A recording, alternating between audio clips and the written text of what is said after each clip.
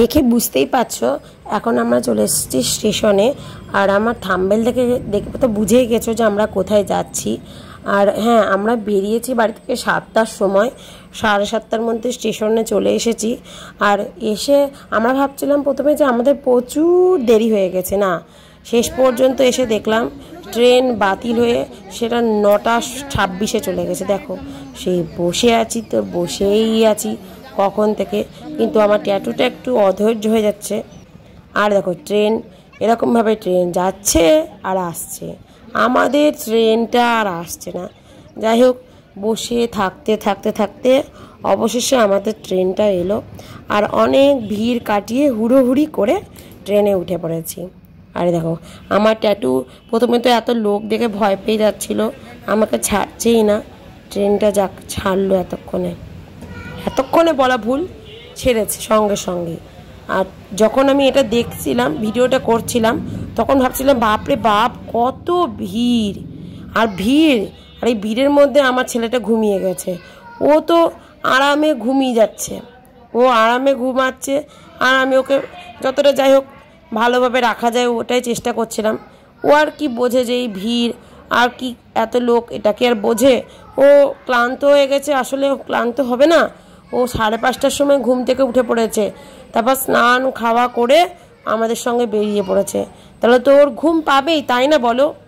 তাই ও ঘুমোচ্ছে আর আমি এদিক আর ওদিক দেখছি। আমার আর ভালো লাগছে না, আমার মনে হচ্ছে যে বাবা গো কি গরম কি গরম। একটু একটু হাওয়া আসছিল, কিন্তু ও একভাবে ঘুমিয়ে থাকার জন্য কি পুরো ঘেমে গেছে। যখন ঘুম থেকে উঠলো তখন দেখলাম পুরো জামা ভেজা আর ভিড়। পরে বুঝলাম যে কত ভিড়। এই যে দেখো, অ্যাটলিস্ট আমরা চলে এসেছি। দিয়ে প্রথমে যখন আমরা লাইনে দাঁড়ালাম দেখলাম কত লাইন।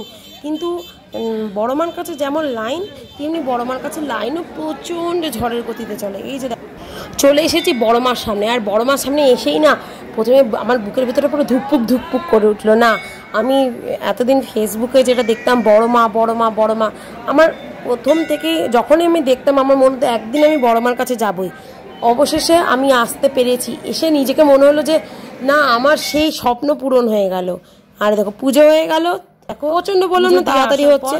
পুজো হয়ে আমার ট্যাটু আর আমি বেরিয়ে পড়েছি আর ওর পাপা। এই দেখো, আমরা ট্রেনে জায়গা পাইনি বলে আমি লেডিসে উঠেছি, আমি আর আমার ট্যাটু। আর ওর পাপা হচ্ছে কিনা একা উঠেছে। এই যে আমরা নেমে পড়েছি আমাদের স্টেশনে, যেখানে আমাদের বাড়ি। কিন্তু আমরা এতটাই ক্লান্ত হয়ে গেছিলাম আর এত ভিড় ছিল, ট্যাটুর পাপা বসবার জায়গাও পাইনি। আমি আমার ছেলে থাকার জন্য বসবার জায়গা পেয়ে গেছিলাম।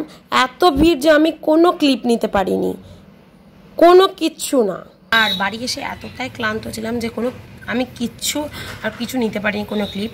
তো এখন হচ্ছে কিনা 2 দিন পর মানে এতটাই ক্লান্ত হয়ে গেছিলাম যে আর কিছু ফোনটা দেখবারই আর ইচ্ছে হয়নি।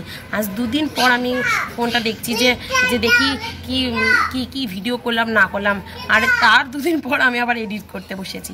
তো আমার ভিডিও যদি ভালো লাগে তো তোমরা লাইক করো, সাবস্ক্রাইব করো, শেয়ার করো। বাই, আবার চলে আসবো নতুন কোনো